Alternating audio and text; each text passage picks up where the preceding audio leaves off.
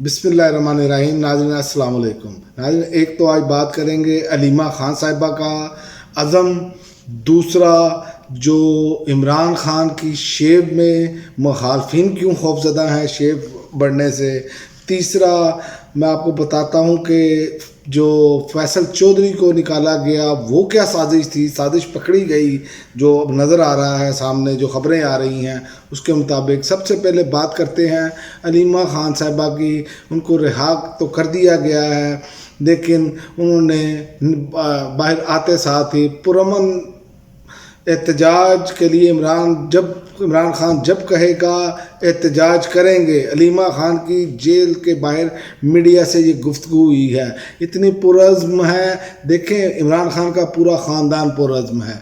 आप देख लें, शान नियाज़ी वो वैसे ही डटे हैं, और इसी तरह दोनों बहनें डटी रही हैं, इसी तरह बुशरा बीबी डटी रही हैं, और इमरान खान के तो कहने ही क्या है। इमरान खान का तो लेवल ही कोई नहीं है। ये इस मुल्क में जो है वो इस टाइम इमरान खान के कद काट का बंदा कोई नहीं है। तो एक ख़बर आई है सामने जिसमें किसी ने भेजा और पूछा कि इमरान खान का एतमाद का लेवल क्या है। पूछा गया, शेविंग का सामान वापस ले लिया गया है ताकि हुलिया ख़राब होने से एतमाद में कमी आए। फिर 12 रोज़ बाद अपना बंदा भेजा और कहा गया जाओ देख कर आओ वो टूटा है कि नहीं।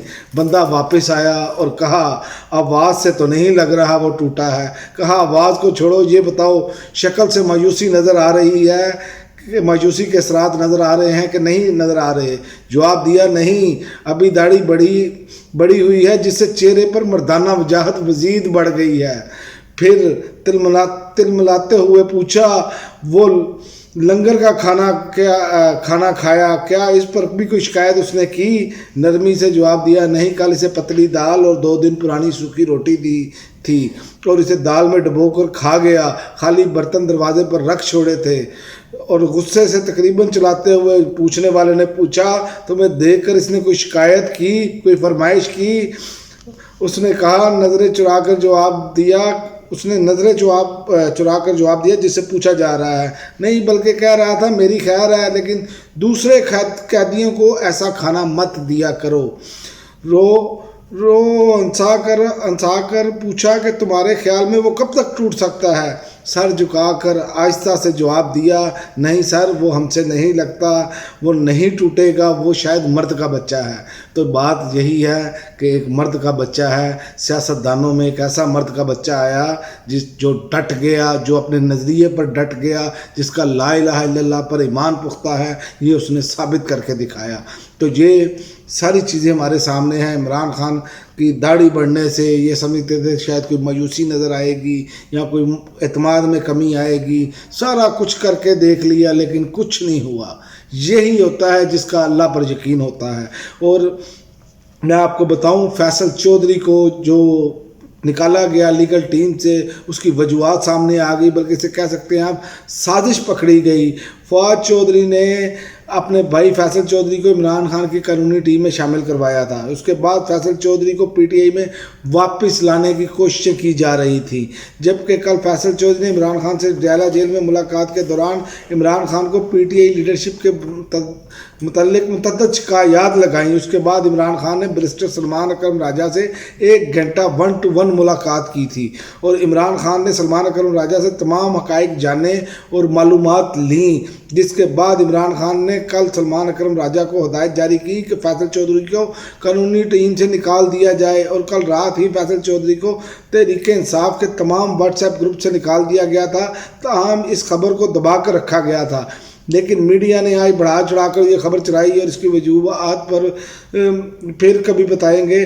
फ़िलहाल इतना काफ़ी है कि फैसल चौधरी को इमरान खान ने खुद निकाला है, ये किसी और ने नहीं निकाला, जिसका नोटिफिकेशन सलमान अकरम राजा ने किया है, जिनकी 1-to-1 मुलाकात हुई है। ये सोच लेना चाहिए। ये चाहते हैं कि तहरीक इंसाफ जो है ना, अब इनका अगला प्लान जो है वो क्या है।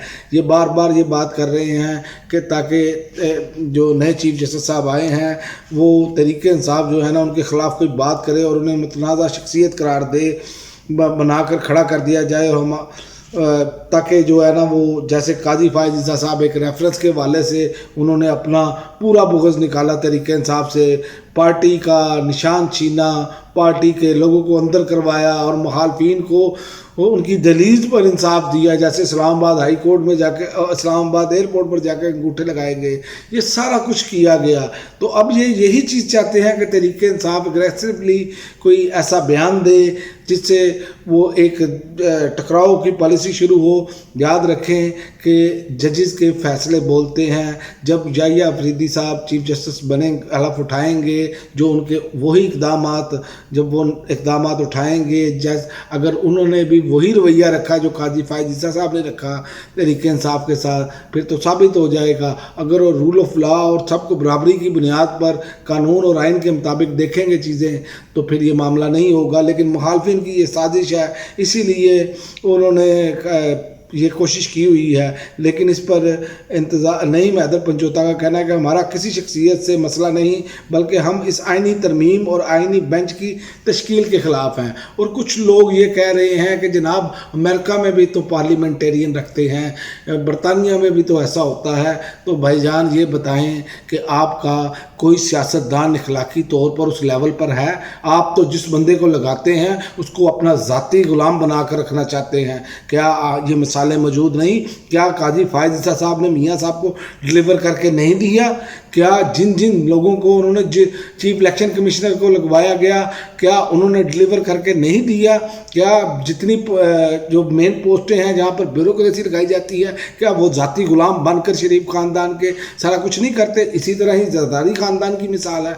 ये सारा कुछ ये इसीलिए करते हैं ताकि इनके ज़ाती ग़ुलाम इनकी आल औलाद के ग़ुलाम बनकर रहें। ये असल मसला है, यहाँ पर ये प्रॉब्लम है। ये वो माशरा अभी डेवलप नहीं हुआ कि जहाँ पर इक़दार इतनी बुलंद हो। जब इक़दार इतनी बुलंद होंगी, जब कोई मुलाजिम ये जानकर कहेगा, ये सोचकर मुलाजमत करेगा कि मैं अवाम का खादिम हूँ, मैं अवाम का मुलाजिम हूँ, मैंने रूल ऑफ लॉ के तहत काम करना है, तो फिर ये तमाम बुराइयाँ ख़त्म हो जाएंगी। इसीलिए आप इस काबिल नहीं हैं। और दूसरी बात, आप जो मिसालें दे रहे हैं, सार आलम साहब भी दे रहे थे और भी लोग दे रहे थे, जो चोरी के मैंडेट पे आए हैं वो कैसे कोई अच्छी चीज़ कर सकते हैं? जो बंदा खुद चोरी के माल पर कब्ज़ा किए बैठा, चोरी करके माल पर कब्ज़ा किए बैठा हो, जो जमातें किए बैठी हों, वो कैसे सही फैसला कर सकती हैं? ये मुमकिन ही नहीं है। चोर चोरी से जाता है, हेरा फेरी से नहीं। अब तक के लिए नाज़रीन इतना ही, इजाज़त दीजिए। अल्लाह हाफ़िज़।